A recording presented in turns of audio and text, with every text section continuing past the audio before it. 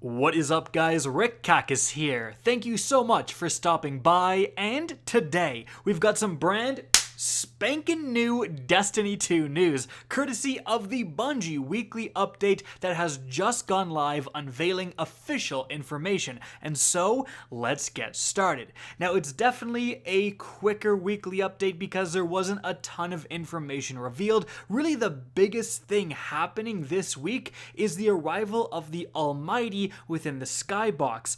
Now, this has been kind of a point of contention within the community somewhat because originally, when Season of the Worthy was coming out, the reveal trailer pointed towards the fact that the Almighty, like the massive Cabal ship orbiting the sun, was actually made to crash down to Earth, and that's why we were reactivating Rasputin and all of that stuff. Well, honestly, that kind of fell by the wayside, and the Almighty kind of disappeared since the very beginning of the season, but now it's back. And if you look in the skybox and specifically at the sun, you can very faintly make out the Almighty. Now, is it getting closer every single day? Will it update with the weekly reset and be substantially closer? There was actually some data mined and leaked information. I think someone accidentally loaded into a version of the tower, and that tower had damage to it, like crash impact craters and stuff like that.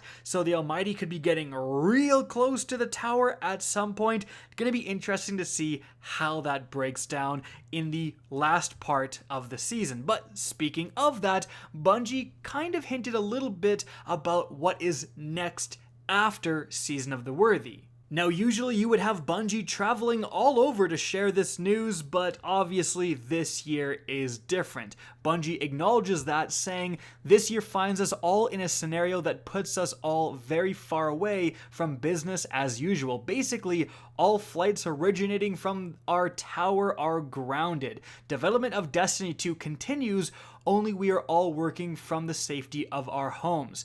We have exciting news to share with you about our plans, but it won't happen at some fancy convention under hot lights. Instead, we'll use the internet." Saying further, "If you are familiar with the rituals and cycles that mark a year in the life of a Guardian, you must be curious as to when we'll begin a conversation about what is next. We can't put a date on that just yet, but we will very soon. That's a promise.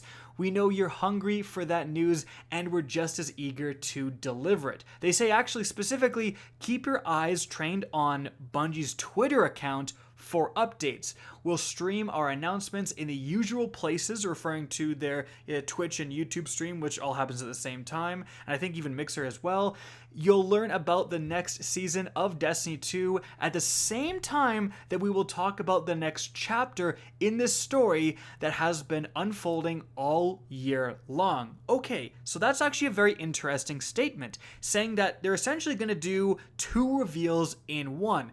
Not only are they going to talk about Season 11, but likely they're going to talk about how Season 11 leads directly into Year 4, leads into the fall expansion. So I really didn't expect that we'd be getting potential fall information this early, but that statement would appear to be the case, and that's very cool.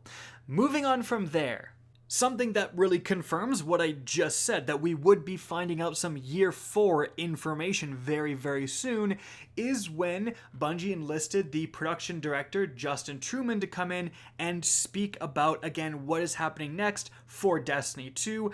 He lists the previous weekly updates that went over huge things like the world loot pool, the Season 4 improvements to bounties, and so on. Of course, I've done videos covering all of that stuff, so check it out if you haven't seen kind of how things are going to be evolving in Destiny 2 next season, and mainly within the start of Season 4 and the continuation throughout that year.